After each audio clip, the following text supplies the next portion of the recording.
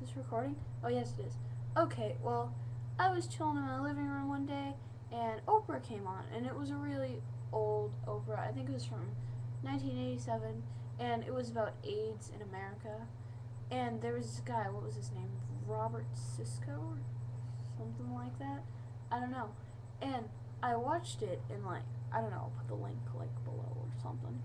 It was like, I was like, what the hell? Like, people were so mean to him.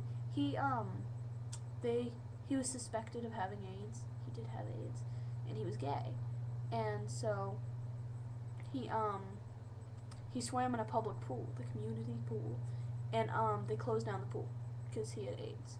And just the things, like, it's not even that, just the things people say about him is horrible. Like, you have to watch the video. I want to cry. Like, people were just like, you've been given this by God because you're sickening. God is telling you what you're doing wrong. God, like, I don't think, like, I think it'll all come back to you and you go to hell if you're genuinely a bad person.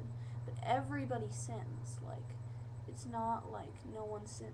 And having gay sex is sin.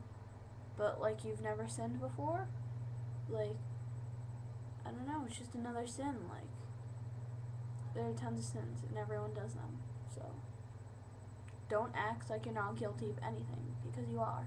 And, like, just people are like, God gives this to you. I think all your sins will come back to you, like I just said, repeating myself, and you'll go to hell.